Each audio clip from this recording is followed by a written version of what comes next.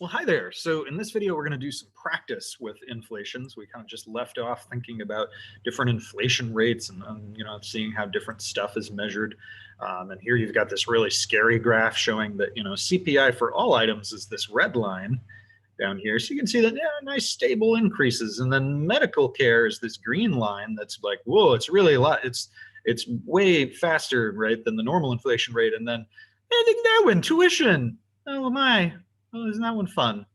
Oh, right. Bring it home. I should probably get rid of that graph. It's scary. So we're going to do some practice with inflation. And in fact, it's going to be the stuff that you're more likely to see a lot of questions about on the exams and things like that. So we'll kind of move back here a little bit so it's not all scary and stuff. Ta-da! Inflation. For each of the following scenarios, identify whether each person has been helped or hurt. And remember that borrowers tend to be helped, lenders and people on fixed incomes tend to be hurt. And so Han retired 5 years ago. He lives on a fixed income and a small savings account that pays him 1% interest on the balance. The inflation rate is 1.7%. And so if we're thinking about inflation, it hurts Han, because he earns negative 0.7 on his account. In fact, every single year, his account gets more and more worthless. And that's actually what happens with a lot of people who have money in savings accounts. They don't realize that if they just leave their money in a savings account, inflation will erode it. You have to invest it. You have to do something with it. You can't just leave it in that savings account earning very low interest rates. And in fact, most savings accounts don't pay nearly 1%. My high yield savings accounts, where I keep my emergency fund, they pay about 0.5% right now. Which is a little lower than the inflation rate. So that's the cost of having money being liquid. But what I don't want to do is keep my retirement in my savings account, right? Because then I would never grow that money. So you have to invest it. Lando signed a 4-year fixed rate lease for the condo he's going to live in while he attends college. Good for you, Lando. That sounds fancy. Very, very fancy. 4-year fixed rate lease. So if it's a fixed rate and he's leasing it, right, that means he's paying money. And so inflation would actually help Lando because he pays with dollars that are worth less, So every year that there is inflation and he pays his fixed rate, right, he pays the same amount, he gets to pay with dollars that actually aren't worth as much every single year. So it's kind of good for Lando. Leia is the president of Tatooine University, and she's promised not to raise tuition for students while they're enrolled at the university. That could be a real problem if there's inflation. So it could hurt because students would pay in dollars that are worth less. Now, there are still a lot of colleges that do that because what they're doing is they're saying, okay, we're going to project that the majority of our students won't even be here in 2 years, right? So you think about that like when they announce something like that, a lot of times it's more of a PR move. It's good for them. It's good for students too, but it's good for them because then they can recruit groups of students. But realistically, within a 3 to 4 year period of time, inflation is pretty unlikely to spike, right? It can happen, but when they make those kinds of pronouncements, they're usually trying to recruit students. Luke manages a bank in the local area. The previous manager made several fixed rate loans to customers at low interest rates to bring in new deposits. Inflation is now rising. Oh, that's bad, right? Hurt. Because the loans and interest are repaid with, where are we going? Dollars that are worth less. Dollars that worth less, right? So it would be bad. If you're a lender, inflation's bad. People assume that next year's wage rate will be 3% higher. The actual inflation rate is 4%. At the beginning of next year, will real wages be higher, lower, or the same? So if you say boss, I need a 3%, I'm going to get a 3% raise, and then inflation's 4%, what happened to your real wages? Well, the inflation rate ate away all of your increase and some of what you had before.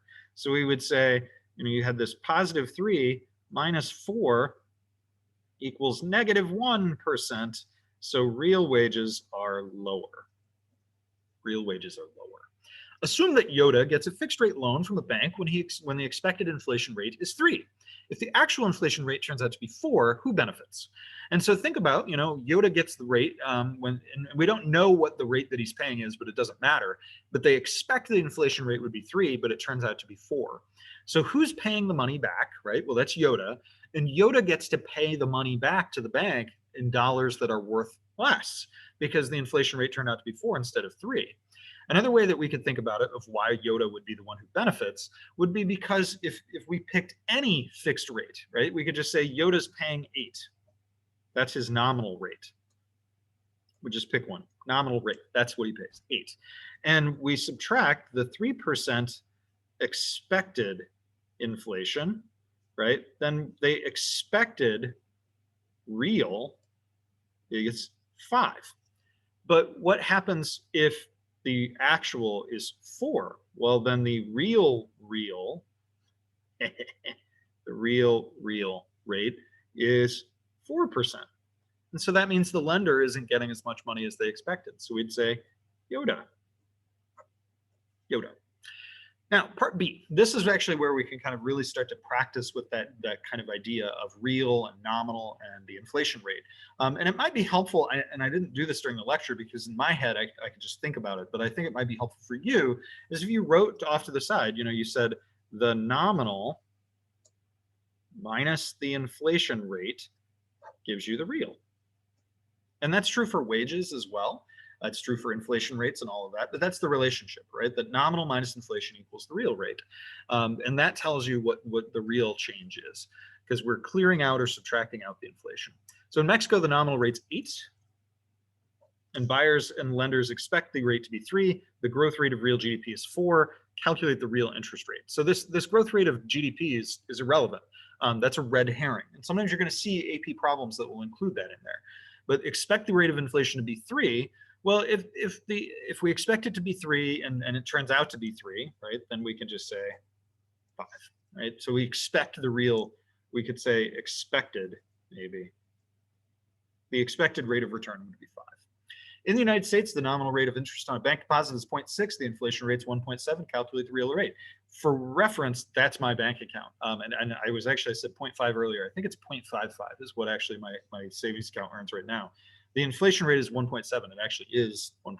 So if we said the nominal rate is 0.6 minus 1.7, Mr. G losing 1.1%.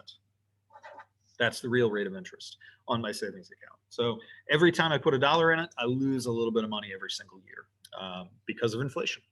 Canada is experiencing severe and unanticipated inflation. Explain the effect of the following: a family with savings in a fixed interest savings account. So they're hurt because value of savings goes down, right? The value of the money in their savings account goes down. The second one here, a business repaying a long-term fixed interest rate loan. So they're the borrower, right? They're the ones who borrowed the money, so they're helped because they repay with dollars that are worth less. So it's easier for them to repay the loan. All right, hopefully this helped you with inflation. See you next time.